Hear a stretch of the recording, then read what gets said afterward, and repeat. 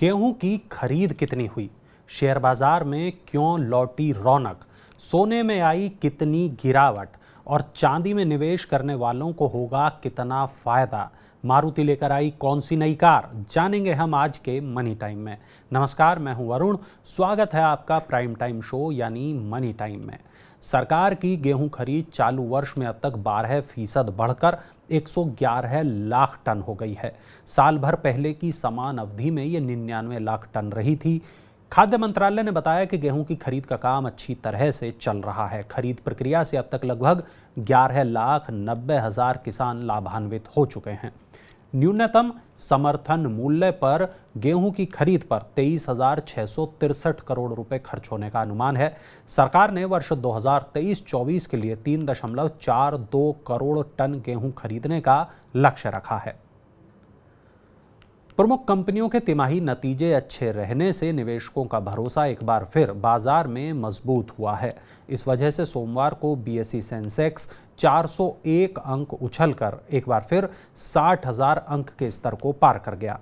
NSE Nifty भी 119 अंक की तेजी के साथ 17,743 अंक पर पहुंच गया। रिलायंस और आईसीआईसीआई बैंक जैसी कंपनियों के नतीजे बाजार की उम्मीदों के अनुरूप रहे और इस वजह से विदेशी पोर्टफोलियो निवेशक भी भारतीय बाजारों को लेकर एक बार फिर से बुलिश हो गए हैं। अक्षय तृतीया के बाद सोने और चांदी में गिरावट आई है। सराफा बाजार में सोमवार को सोने का भाव 345 रुपए के नुकसान के साथ 60,065 रुपए प्रति 10 ग्राम रह गया। चांदी की कीमत भी 675 रुपए की गिरावट के साथ 74,400 रुपए प्रति किलोग्राम पर आ गई। अंतर्राष्ट्रीय बाजार में सोना गिरावट के साथ $1982 प्रति औंस पर कारोबार कर रहा है। इस बार अक्षय तृतीया पर सोने की बिक्री में 40% का उछाल आया है। सोने की कीमत बहुत ज़्यादा होने की वजह से इस बार अक्षय तृतीया पर लाइट वेट ज्वेलरी की डिमांड सबसे ज़्यादा रही। देश में कर्ज वृद्धि की रफ्तार कम हो रही है। गैर खाद्य ऋण वृद्धि 2023-24 में घटकर 10% तक रह सकती है। जापानी ब्रोकरेज फर्म नोमुरा ने यह अनुमान जताया है। पिछले वित्त वर्ष में यह आंकड़ा 15% से अधिक था। नोमुरा ने कहा कि मुख्य रूप से महंगाई दबाव में कमी और जीडीपी की वृद्धि दर 5.3% तक घटने के कारण बैंक लोन वृद्धि में कमी का अनुमान है, यानी कि बैंक ऋण वृद्धि में कमी का अनुमान है। रिपोर्ट में कहा गया है कि ऋण वृद्धि वित्त वर्ष 2022-23 के 15% से घटकर 2023-24 में 10% रह जाएगी। सोने में निवेश करने वाले निवेशक अब अपने पोर्टफोलियो में चांदी को भी जोड़ रहे हैं। सोने में आई हालिया तेजी के बाद तुलनात्मक रूप से सस्ती चांदी की मांग बढ़ गई है। इसके अलावा चांदी की औद्योगिक मांग भी बढ़ने से इसकी कीमतों में उछाल आ रहा है। बाजार जानकारों का मानना है कि अगले 9 से 12 महीने में चांदी की कीमत 85,000 से 90,000 रुपये प्रति किलोग्राम तक पहुंच सकती है। बाजार जानकारों का ये कहना है कि चांदी में मौजूदा स्तर से 20% तक का उछाल आएगा, इसलिए अभी चांदी निवेश करने के लिए एक अच्छा टूल साबित हो सकती है। अगली खबर की तरफ हम आगे बढ़े हैं, उससे पहले मैं आपको बता देता हूँ कल हेलो मनी 9 में क्या कुछ होने वाला है।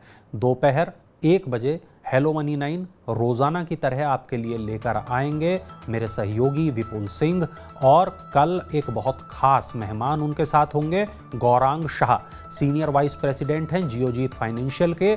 आपके तमाम सवालों के जवाब देंगे स्टॉक्स पर।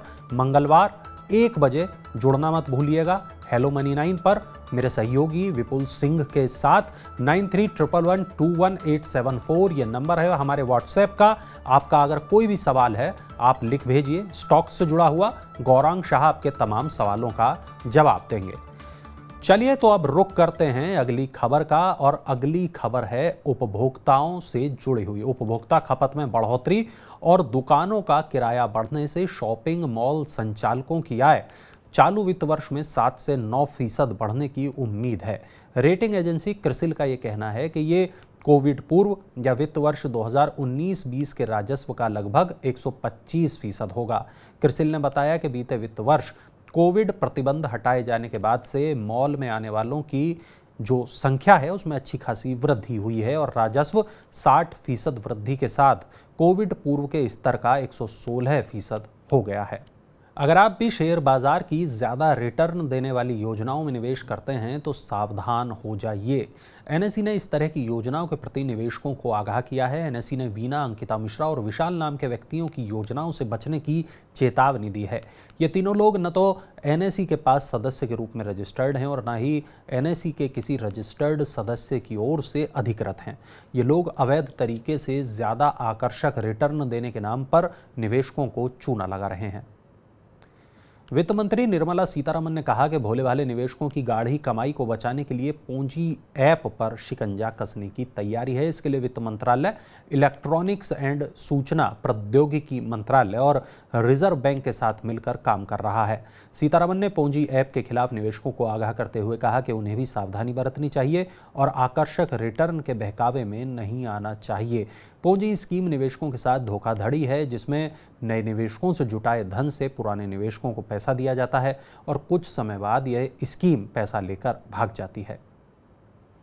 तमिलनाडु और कर्नाटक सरकार ने हफ्ते में 4 दिन काम और 3 दिन की छुट्टी वाले कानून को मंजूरी दे दी है। इस कानून से लागू होने पर फैक्ट्रियों में 1 दिन की शिफ्ट 12 घंटे की हो जाएगी। राज्य सरकारों का तर्क है कि इस कानून से राज्य की फैक्ट्रियों में काम करने वाली महिला कर्मियों को फायदा होगा और विरोध करने वाले राजनीतिक दलों का यह तर्क है कि इस कानून से फैक्ट्रियां कर्मचारियों का शोषण करेंगी। देश में मैन्युफैक्चरिंग बढ़ाने में हालांकि इससे मदद मिलेगी, एक तर्क ये भी है। इस पर आपका क्या कहना है वो कमेंट बॉक्स में ज़रूर बताइएगा।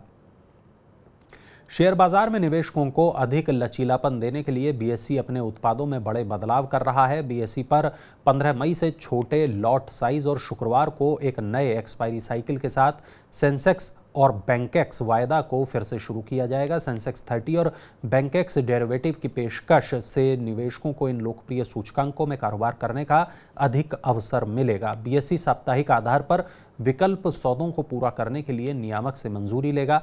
सेंसेक्स के लिए F&O का लॉट साइज 15 से घटाकर 10 और बैंकेक्स के लिए 20 से घटाकर 15 किया जाएगा। मारुति सुजुकी इंडिया ने घरेलू बाजार में अपनी नई कॉम्पैक्ट एसयूवी फ्रॉन्क्स को पेश किया है। इसकी दिल्ली में शोरूम कीमत 7,46,000 रुपये से 13,13,000 रुपये के बीच है। फ्रॉन्क्स को 1.2 लीटर पेट्रोल और 1 litre turbo booster jet engine विकल्प के साथ पेश किया गया है। मारुति ने ऑटो एक्सपो 2023 में फ्रॉन्क्स को ग्लोबल लेवल पर लॉन्च किया था। अमेरिकी बाजार नैस्डैक में लिस्टेड एबिक्स इंक की भारतीय सब्सिडरी एबिक्स कैश लिमिटेड और विशेष रसायन निर्माता सर्वाइवल टेक्नोलॉजीज को आईपीओ से 7,000 करोड़ रुपए जुटाने के लिए सेबी से मंजूरी मिल गई है। दोनों कंपनियों ने पिछले साल मार्च और दिसंबर के बीच सेबी के पास आईपीओ दस्तावेज जमा कराए थे। एबिक्स कैश का आईपीओ से 6,000 करोड़ रुपए जुटाने का इरादा है। सर्वाइवल टेक्नोलॉजीज के आईपीओ में 200 करोड़ रुपए तक के नए शेयर जारी किए जाएंगे। उम्मीद है आपको मनी टाइम का हमारा आज का एपिसोड पसंद आया होगा। आपको हमारा आज का ये शो कैसा लगा बताने के लिए कमेंट बॉक्स में अपनी राय ज़रूर शेयर करें। और हाँ, मैं ये शो क्लोज कर दूं उससे पहले आपको ज़रूर बता दूं कि कल मेरी वरिष्ठ सहयोगी प्रियंका संभव 4 बजे दोपहर में जब 4 बजेंगे उस वक्त आपकी पर्सनल फाइनेंस से जुड़ी तमाम सवालों के जवाब वो लेकर आएंगी। और कल हमारे गेस्ट होंगे रवि शर्मा, डायरेक्टर और को-फाउंडर हैं फिनकार्ड फाइनेंशियल प्लानर्स के। और कल का मुद्दा है कितने काम का गंभीर बीमारी बीमा कवर। मंगलवार शाम 4 बजे 9311211874। अगर कोई सवाल है इस नंबर पर व्हाट्सएप कर दीजिए। हेल्थ इंश्योरेंस की बात होगी, गंभीर बीमारियों से जुड़ी हुई बात होगी, यानी घर घर की बात होगी, आपकी हमारी बात होगी, तो पर्सनल फाइनेंस का एक बहुत ज़रूरी मुद्दा है और रवि शर्मा इसमें गेस्ट होंगे, देखना बिल्कुल ना भूलिएगा। और हाँ, ये जो आप शो देख रहे हैं इसके कमेंट बॉक्स में भी कमेंट ज़रूर करिएगा, बताइएगा ये शो आपको कैसा लगा, क्योंकि आपके सुझाव ही तो हमें इस शो को और बेहतर बनाने में मदद करते हैं।